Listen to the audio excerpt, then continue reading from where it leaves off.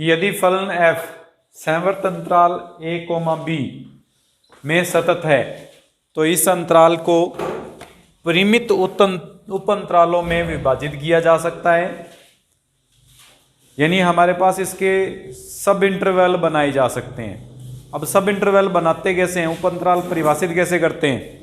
जैसे मान लीजिए आपके पास एक अंतराल 1 से लेकर 10 तक दे दिया जाए, तो इसको दो भागों में तोड़ दें। दो भागों में कैसे विभाजित करें, एक तो हमारे पास बन जाए 1 से 5 तक और एक बन जाए 5 से 10 तक। ये हमारे पास दो उप अंतराल बना दिए हमने।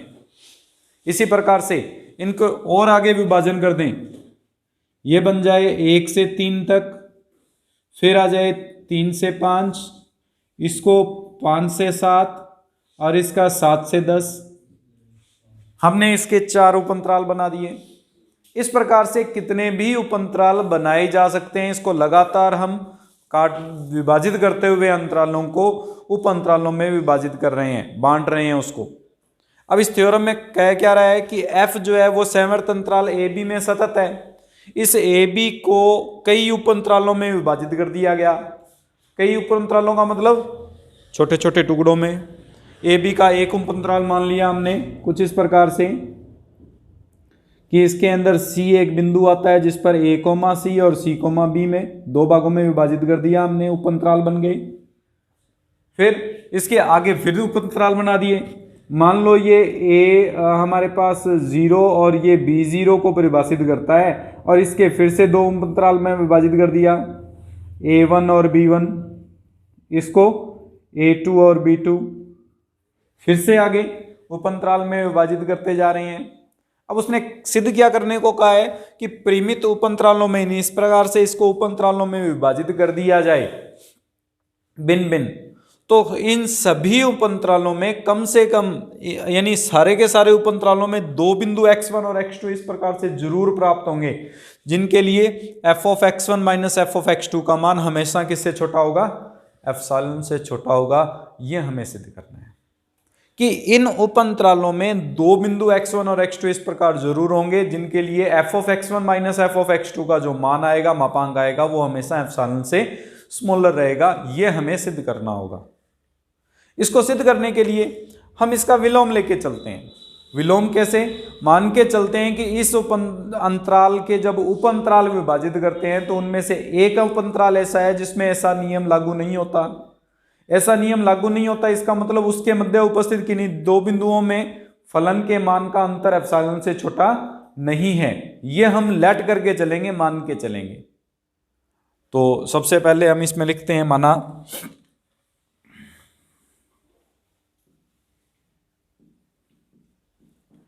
जो हमारे पास एक अंतराल A, B में उपरोक्त प्रमेय असत्य है। असत्य है इसका मतलब ये हो गया, इस AB के उप अंतराल में कितने भी उप अंतराल बनाए उनमें से एक उप अंतराल ऐसा है जिसमें दो मान, दो बिंदुओं पर फलन के मानों का अंतर एप्सिलॉन से छोटा नहीं है। तो इसके लिए माना AB का उप अंतराल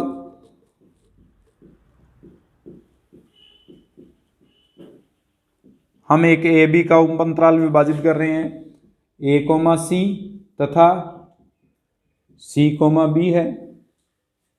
अगर ये प्रमेय असत्य है तो इन दोनों में से किसी एक में ये कथन असत्य होगा, किसी एक में होगा।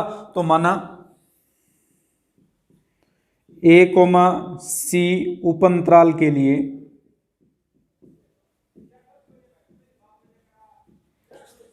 कथन असत्य है, अर्थात अगर x1 और x2 जो दो कोई भी बिंदु लेके चलते हैं A, C में, तो इसका मतलब f of x1 minus f of x2 का मान एप्सिलॉन से स्मॉलर नहीं है। ग्रेटर देन इक्वल हो सकता है बट स्मॉलर नहीं है। ये कथन असत्य है, ये मान के चलते हैं। इस बिंदु को जो A, C बिंदु बन रहा है, इस बिंदु को हम मान के चल लें कि A, C बराबर है A1, B1 के, क्योंकि A0, B0 के। हम बार बार इसको विभाजन करेंगे। अगर बार बार विभाजन करेंगे तो उस स्थिति में इसके जो अंतर बनेंगे, अंतराल बनेंगे, उनके लिए हम a0, b0 लेट करके चल रहे हैं कि a0, b0 के बराबर है। और इसकी लंबाई, इस अंतराल की लंबाई b-a/2 के बराबर है। यानी हमने आधा आधा विभाजित किया इस अंतराल को। b-a, जैसे 1 से 10 है, 1 से 10, अगर 1 से 5 तक की लंबाई ज्ञात करेंगे तो क्या होगा, 10-1/2 के अनुसार हमारे पास, यानी 4.5 मान उसमें आ गए, 4.5 मान उसमें आ गए, या 5 मान आ गए। इस प्रकार से हम मान के चलते हैं, यानी हाफ हाफ में डिवाइड किया है उस अंतराल को। ठीक है, उसके बाद में अगला पार्ट लेके चलते हैं हम इसमें। a0, b0 को के उपअंतराल हम एक बार और विभाजित करते हैं a0 और b0 को। मान लेते हैं इसमें a1 हमारे पास ये मान के चलें, जैसे a0 b0 a और c को मान के चल रहे थे, a और c को मान के चल रहे हैं, तो एक तो a c1 और एक c1 c बन जाए। इस प्रकार से कोई विभाजित होता है। और इस प्रकार से विभाजन जो हो रहा है इस उपअंतराल में,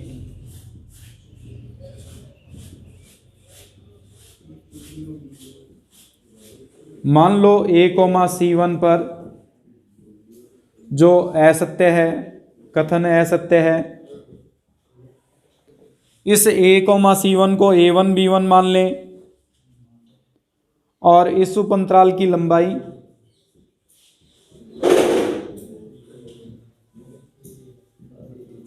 ये हमारे पास आ जाएगी b-a/4, और 2 टुकड़ों में विभाजित कर दिया इसको। इस प्रकार से हम लगातार n उपअंतराल बनाते हैं, मान के चलते हैं। माना इसी प्रकार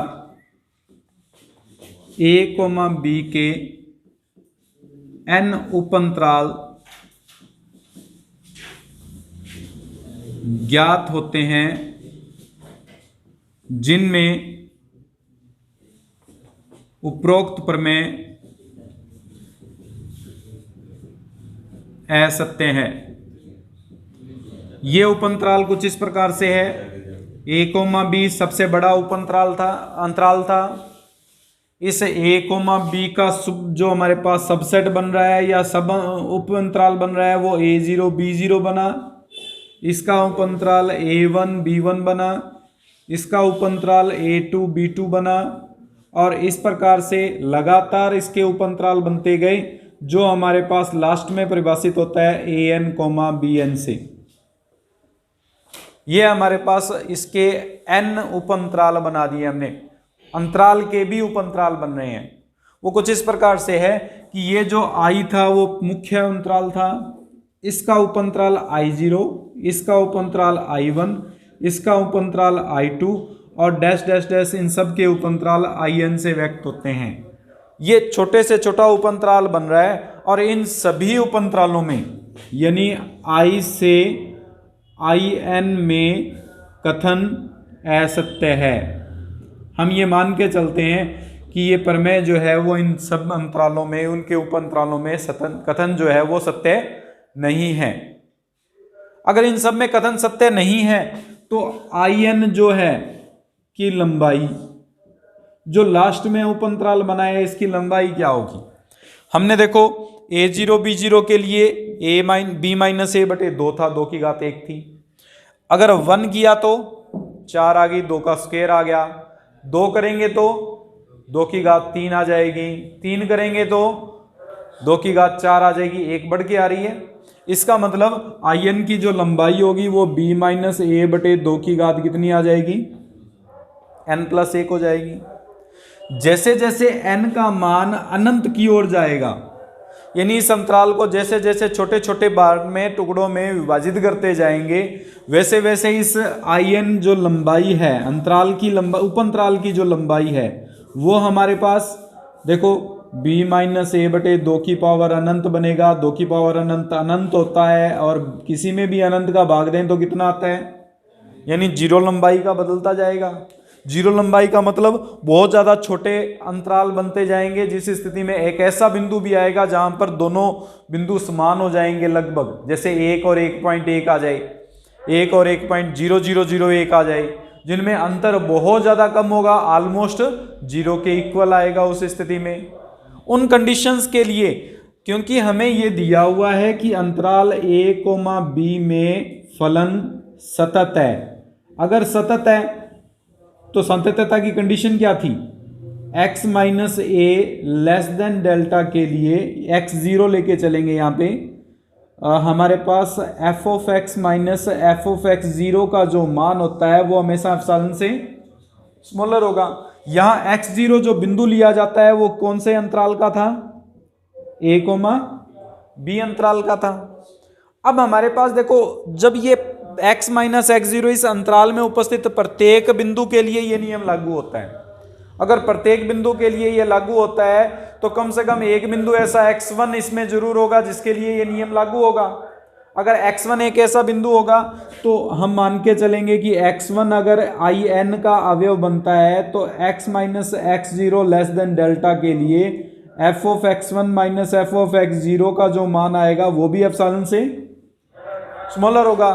कुछ इसी प्रकार से x2 भी एक अंतराल में बिंदु आएगा जिस पर x minus x zero less than delta के लिए f ऑफ x2 जो minus F of x zero का जो मान आएगा वो भी एप्सिलॉन से स्मॉलर आएगा।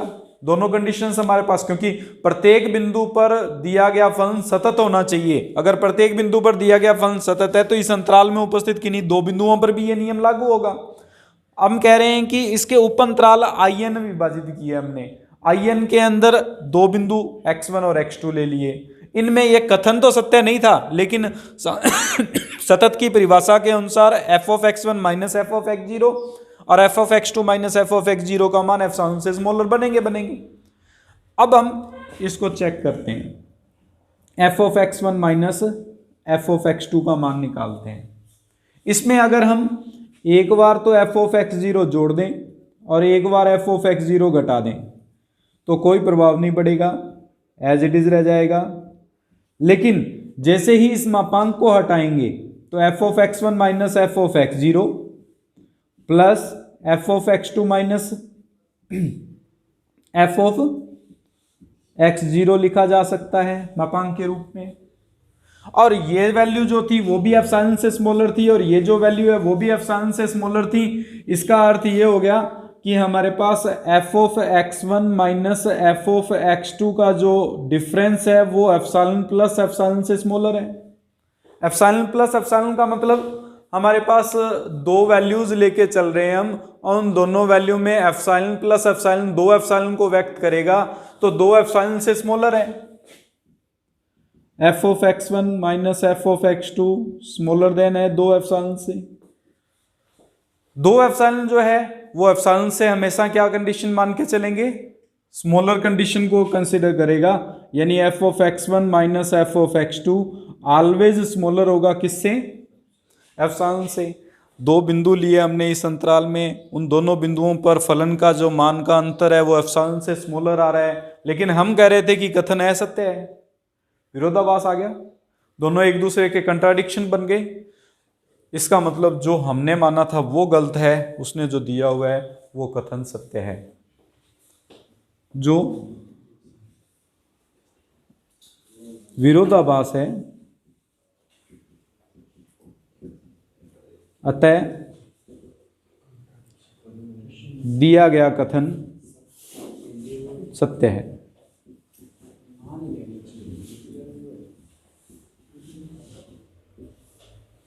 थ्योरम नाम से आएगी बेटा, इसमें बोरलावर्क थ्योरम का कथन लिखते हुए सत्यापित कीजिए।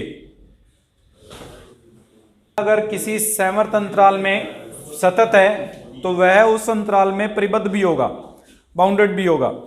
परिबद्ध का मतलब होता है कि किसी निश्चित मान से बड़ा और किसी निश्चित मान से छोटा। यानी हमारे पास एक कोई भी दिया गया फलन अगर परिबद्ध है तो इसका मतलब f(x) का जो मान है वो एक निश्चित मान स्मॉल k से बड़ा या बराबर और कैपिटल K से छोटा या बराबर होगा, बाउंडेड होगा। निश्चित मान आएगा, निम्नतम मान और अधिकतम मान को परिभाषित कर सकते हैं, यह हमें सिद्ध करना है इसमें। इसको सिद्ध करने के लिए जो हमने अभी अभी थ्योरम की है बोरल-हावर्क थ्योरम, उसका उपयोग करेंगे। माना जो हमारे पास ए बी अंतराल है के परिमित उपअंतराल, हम मान के चलते हैं A0 A1 A1 A2 A2 A3 A3 A4, इस प्रकार से ये हमारे पास an-1 और an, जो an है वो b के बराबर है, उपअंतराल में विभाजित कर रहा है, और a जो है वो A0 के बराबर है। हम इस प्रकार के कई उपअंतराल बना लेते हैं जिनमें बोरल-हावर्क प्रमेय का उपयोग करें। बोरल-हावर्क प्रमेय से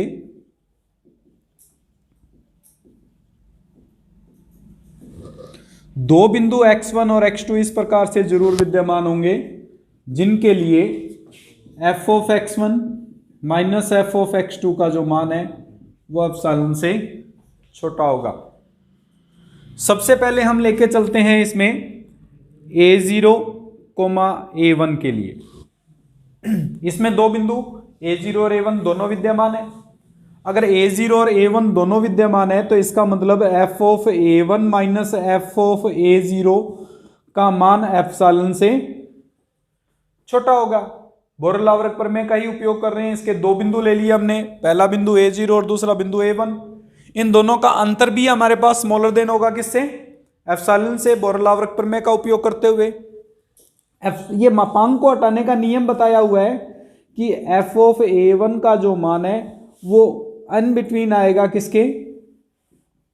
f of A0 plus epsilon और f of A0 minus epsilon. यहां माइनस एप्सिलॉन आएगा और यहां प्लस एप्सिलॉन आएगा।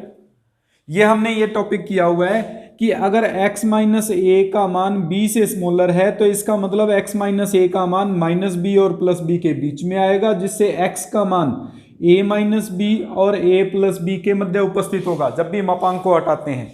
तो इसका अर्थ ये हो गया कि f ऑफ A1 का मान ये मध्य में आएगा किसके? f of A0 minus epsilon और f of A0 plus epsilon के इन बिटवीन बनेगा। अब हम नेक्स्ट लेके चलते हैं अंतराल A1, A2 के लिए। इस अंतराल के लिए भी बोरल-हावर्क प्रमेय का उपयोग करें तो बोरल-हावर्क प्रमेय के अनुसार f of A2 minus f of A1 का जो मापांक होगा वो एप्सिलॉन से स्मॉलर होगा। फिर से यही नियम जो हमने अभी अभी अंतराल के लिए लगाया था कि f ऑफ A2 का जो मान आएगा वो f of A1 minus epsilon और f of A1 plus epsilon के इन बिटवीन आएगा। हमने ये पढ़ा हुआ है कि छोटे मान में उससे छोटा मान और बड़े मान में उससे बड़ा मान रख दें तो इनइक्वलिटी पर, यानी जो हमारे पास असमता है उस पर कोई प्रभाव नहीं पड़ता। इस f ऑफ A1 से छोटा मान कौन सा है? ये यहां पे प्रतिस्थापन करेंगे। और इस f ऑफ A1 से बड़ा मान कौन सा है? ये मान इसमें प्रतिस्थापन करेंगे। तो अगर ये मान प्रतिस्थापन करें तो ये लिखा जा सकता है कि A0 माइनस 2 एप्सिलॉन और f ऑफ A2 का जो मान है वो f of A0 plus 2 epsilon के बीच में आएगा। यहां तक कोई डाउट है? कुछ इसी प्रकार से अगर हम और अंतराल बना लें, मैं सीधा अब इसमें प्रतिस्थापन कर रहा हूं कि A2 और A3 के लिए जो f ऑफ A3 का मान आएगा, देखो इस अंतराल के लिए जब हमने निकाला तो A2 का जो मान था वो इन बिटवीन था A0 माइनस 2 एप्सिलॉन और A0 प्लस 2 एप्सिलॉन के। अब जब A2 और A3 के लिए निकालेंगे तो f ऑफ A3 का मान किस किस के बीच में आएगा? f of A0 minus 3 epsilon से लेकर f of A0 plus 3 epsilon के बीच में आएगा। अगर यही हम अंतराल an माइनस 1 और an के लिए परिभाषित करेंगे तो हमारे पास क्या बनेगा? f ऑफ an जो है वो इन बिटवीन आएगा किसके? f of A0 minus n epsilon से f of A0 plus n epsilon के मध्य उपस्थित होगा ये। यानी इस अंतराल में उपस्थित सभी बिंदुओं के लिए ये जो मान है वो F of A zero minus N epsilon से F of A zero plus N epsilon के बीच में आ रहा है। अगर मान लें कि एक बिंदु x ऐसा है जो अंतराल a कोमा b में परिभाषित है, तो इसका मतलब ये होगा कि f ऑफ x जो होगा वो f ऑफ जीरो और f of a zero plus N epsilon के इन बिटवीन आएगा। fx का मान निश्चित आ रहा है किस किस के बीच में, a zero minus N epsilon और a zero f of a zero plus N epsilon के बीच में आ रहा है। अगर निम्नतम और उच्चतम मान हमारे पास परिभाषित हो जाए तो इसका अर्थ ये हो गया कि दिया गया फलन उस अंतराल में परिबद्ध है। तो यहां पे हम लिखेंगे अतः f अंतराल a b में परिबद्ध है। अगर कोई भी संवर्त अंतराल में सतत होगा तो उस अंतराल में परिबद्ध भी होगा।